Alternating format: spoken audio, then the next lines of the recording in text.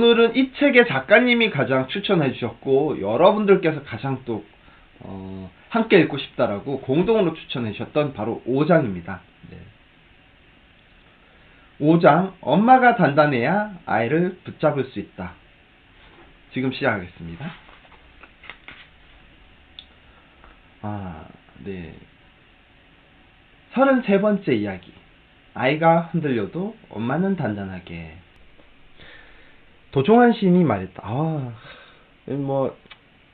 저희 도가들은 다 본이 같아서, 네. 또 도만 너무 좋아합니다. 제가 우리 도레미님도 좋아하고, 네. 흔들리지 않고 피는 꽃이 어딨냐고, 흔들리지 않고 가는 사랑이 어딨냐고, 인생을 살아가면서 흔들림은 필연적이라고. 자, 인생을 살아가면서 흔들림은 필연적이다. 정말 멋진 말인 것 같습니다. 네. 도반장도 어제까지 참 많이 흔들렸거든요. 네. 저도 당연한 거네요. 네.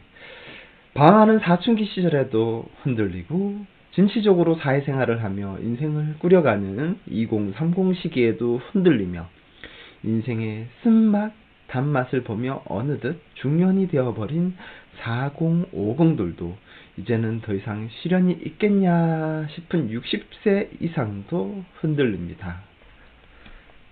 맞아요. 네. 우리도 참 흔들릴 때 많죠, 여러분. 네. 너무 멋진 말이에요. 네. 여러분, 우리 흔들림에 걱정하지 맙시다. 당연한 거라고 우리 또 도종환 시인님, 네, 지금은 장관이시죠. 네, 장관님께서 얘기해 주셨네요. 우리는 평생 흔들리며 산다고 해도 과언이 아닙니다. 1000번을 흔들려야 어른이 된다는 책이 나올 정도이니 흔들린다는 것은 생의 본질이 아닌가 싶네요. 그러나 사람마다 삶이 흔들리는 시기는 다른 것 같습니다. 어떤 사람들은 초년의 고생을 하다가 말년에 대박이 터지는 사람도 있는가 하면 어떤 사람은 인생 최고의 절정기에서 한순간에 나락으로 떨어지기도 합니다. 그런 분도 있죠. 우리 연예인분들 중에서는 누가 계시죠? 최근에? 우리 룰라에 계신 분들. 네. 룰라 분들이 정말 인생 대박에서 정말 나락으로 떨어졌다가 또 지금 올라오고 그런 분들도 계시잖아요.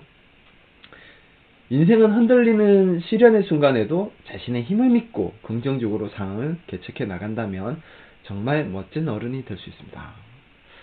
진짜 룰라분들 보면 그런 것 같아요. 네, 잘못한 부분이나 실패한 부분은 있지만 포기하지 않고, 네, 그래서 다시 지금 올라오고 다시 인기를 얻고 계시잖아요. 네. 하지만 성공 경험이 없이 이제 막 인생을 피워보려는 10대에게 인생을 포기하고 싶은 위기가 찾아온다면 어떨까요? 사춘기 청소년들에게는 흔들림 자체가 인생을 꺾는 계기가 될 수 있습니다. 이런 의미에서 사춘기 시절 만난 위기를 잘 극복하고 멋진 어른으로 성장한 사람들은 더 위대하게 느껴집니다. 도마의 신이라고 불리는 우리 양학선 선수도 그런 사람 중에 한 명입니다. 양학선 선수는 집이 없어서 비닐하우스에서 기거해야 할 만큼 가정 형편이 어려웠습니다. 운동을 해서 누구보다 잘 먹어야 했지만 성장기 때 그가 주로 먹었던 것은 라면이었습니다. 그랬던 그가 어려운 환경에서도 흔들림을 잘 이겨내고 결국 도마의 신이 되는 것이 가능했던 이유는 어머니가 단단하게 서 있었기 때문입니다. 운동을 열심히 하던 중학생 양학선에게 슬럼프와 사춘기가 한꺼번에 찾아왔습니다. 고된 훈련도 너무 힘들고 집안 형편이 그리 좋은 것도 아니었으니 내가 정말 이 길을 가야 하는가?에 대한 진로 고민이 심해지며 급기야 가출을 감행했다고 합니다. 진짜 우리 양학선 선수한테 가출이란 부분까지 있었는지는 제가 참 오늘 처음 안 것 같아요. 네. 가출한 양학선을 잡은 어머니는 감독을 찾아가 죽이든지 살리든지 알아서 하십시오 하고 아이를 맡기고 모질게 돌아섰다고 하십니다. 감독님은 부모님께 도움을 드릴 길은 내가 체조를 열심히 하는 것 뿐이다 라는 말로 양학선 선수에게 동기를 부여했고 결국 대한민국 역사상 영원히 남을 체조 영웅으로 탄생했습니다. 정말 여러분 그 순간 보셨죠? 양학선 선수가 그 직접 개발해서 그 4회전인가요? 네, 정말 멋진 장면으로 한국 역사상 정말 처음 금메달 따는 지금도 기억납니다. 만약 양학선 선수 어머니가 흔들리던 아들을 잡지 않았다면 오늘의 영광은 존재할 수 없었을 것입니다. 양학선 선수만이 아니고요. 여러분들 잘 아시는 위대한 분이 또 있어요. 네, 혹시 아실지 모르겠는데 제가 힌트를 드리자면 흑인입니다. 네, 누굴까요, 여러분? 흑인이에요. 네. 두 번째 힌트는 미국에 살고 있습니다. 세 번째 힌트는 마약을 이겨내고 미국 상원 의원이 되었습니다. 네. 네 번째, 선수는 아닙니다. 네. 다섯 번째 힌트, 딩동댕 수정님, 네, 이수정님 정답입니다. 네. 오바마 대통령이죠. 우리 이수정님께는 뭐 제가 고민해보고 선물 하나 보내드릴 수 있도록 하겠습니다. 네. 오바마 대통령이에요. 네. 버락 오바마. 네.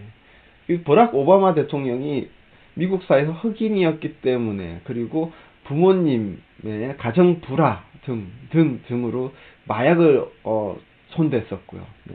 근데 그런 시기에 그래도 포기하지 않는 마음으로 굴하지 않고 해서 상원 의원이 되었고 대통령이 되셨죠. 자녀를 성공하게 만들고 싶다면 부모가 먼저 단단해져야 합니다. 여러분, 단단해집시다. 바위처럼. 그런 노래 있죠. 바위처럼 살아 뽀진 비바람이 있었는데 대학교 다닐 때 다 까먹었어요. 어쨌든 바위처럼 우리 여러분 단단하게 도반장의 노래 실력은 뭐 없습니다. 때로는 독한 마음으로, 때로는 너그러운 마음으로 자녀를 조련하며 관심과 사랑을 주어야 합니다. 이를 위해서는 먼저 흔들리는 자녀의 진짜 속마음을 아는 것이 중요합니다. 아이의 진심을 꿰뚫으려면 평소 아이에 대한 다양한 정보가 수집되어야 합니다. 근데 여러분, 여기서 이 다양한 정보는 사실 아이뿐만이 아니에요. 여러분들이 그 재테크를 하시든 뭐 독서를 하시든 또는 어떤 결정을 하시든 간에 항상 정보 수집은 많을수록 좋고요. 필수입니다. 자, 양학선 선수의 어머님은 어떻게 하셨는지 한번 볼까요? 자녀의 꿈이 무엇인지 정확히 간파하였기 때문에 스파르타식으로 자녀를 밀어붙일 수 있었다고 합니다. 그의 상태가 일시적인 슬럼프라고 판단했기에 체조를 계속 권하는 것도 가능했습니다. 만약 양학선 선수가 진정으로 원하는 것이 체조가 아니었다면 어머님의 강한 질책은 역효과가 났을 것입니다. 정말이에요. 그러니까 어머님이 우리 아이들이 진정을 원하는 것이라는 부분이 정말 여러 시그널이 있을 거거든요. 그래서 그 시그널을 통해서 이건 진짜 원하는 거야 라고 했을 때는 정말 강하게 밀어붙일 수가 있는 거예요. 근데 이건 탐색전인 것 같은 거예요. 이럴 때는 관망을 하시는 거죠. 그 판단을 우리 부모들이 해야 되는 거예요. 저를 비롯해서. 그래서 그런 판단을 잘 하려면 어떻게 해야 될까요, 여러분? 바로 이렇게 도반장과 함께 책을 많이 읽으면서 간접 정보를 많이 획득해서 접근하는 거예요. 부모는 늘 자녀의 꿈에 대해 관심을 기울여야 합니다. 자녀의 꿈에 관심을 가지면 놀라운 것들을 알게 됩니다. 자녀가 이루려고 하는 꿈이 자녀와 잘 맞을지 아이의 적성을 살펴보게 될 뿐 아니라 자녀의 롤모델, 특기 및 흥미 등도 자연스럽게 알게 됩니다. 무엇보다 자녀와 대화할 수 있는 소재가 생깁니다. 자녀에게 정말 내가 원하는 것이 그것이 맞는지에 대한 확인과 질문도 하게 되고 꿈을 이루기 위해서는 어떻게 해야 할 것인지 얘기를 나누게 됩니다. 이때 자녀의 꿈이 현실화될 수 있는 것인지 아닌지에 대한 부모가 미리 판단하지 않는 것이 좋습니다. 이거는 정말 여러분 정말 도반장과 함께 다시 생각해 보셔야 되는 겁니다. 이때 자녀의 꿈이 현실화될 수 있는 것인지 아닌지에 대해서 부모가 미리 어떻게 해야 된다고요? 판단하면 안 된다라고. 왜? 우리가 알 수 없어요, 여러분. 그걸 현실로 만들 수 있는 거는 아이들이고요. 또 그거를 현실로 될 수 있는 부분은 미래 환경적인 부분인데 우리도 사실 환경에 대해서 파악을 못 하거든요. 네. 그래서 우리가 절대 판단하면 안 되는데 부모들은 우리가 살아온 과거의 경험을 토대로 판단하려고 해요. 판단하고 결정 지어 주려고 하거든요. 정말 위험한 거라는 거죠. 네. 그래서 도반장도 사실 그런 경향이 굉장히 강해요. 그래서 제 친구가 항상 저한테 하는 말이 이 말입니다. 네가 판단하지 마라. 너 분명히 너의 머리에서 수많은 데이터를 뽑아서 건우를 판단하고 이끌려고 할 것이다. 너 조심해라. 너 아이 망치는 길이다.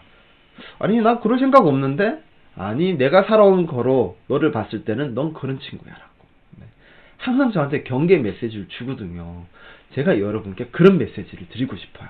네. 아시겠죠 여러분?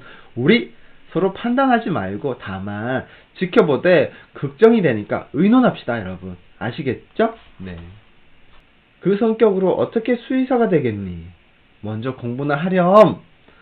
이런 식의 대화를 하게 되면 아이들은 부모를 자신의 꿈을 꺾는 드림킬러로 인식하며 대화를 차단하게 됩니다.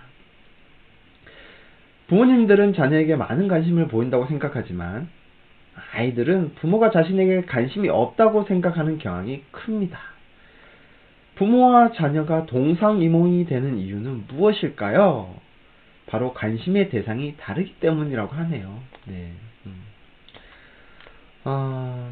정말 진정한 친구네요. 네. 누가요? 네. 제가 책 읽는 동안 못 봤어요. 네. 정말 누가 진정한 친구입니까? 네. 못 봤어요. 네. 지나간 거 몰라갖고. 네. 좀 알려주세요. 네. 대부분의 부모들은 자녀가 관심을 가져줬으면 하는 부분에 대해서는 관심이 없고, 관심을 부담스러워하는 면에 대해서만 관심이 높다고 합니다. 네. 아이들은 자신의 교우관계, 외모, 꿈 등에 대해 부모가 관심을 가져주기를 원합니다. 하지만 부모는 성적이 제일 관심 있는 요소이죠. 그러니 부모와 자녀가 서로 통하지 않는 것이 당연합니다. 흔들리는 사춘기 자녀를 붙잡고자 한다면 아이가 진정 원하는 것이 무엇인지에 대해서도 반드시 관심을 기울여야 합니다.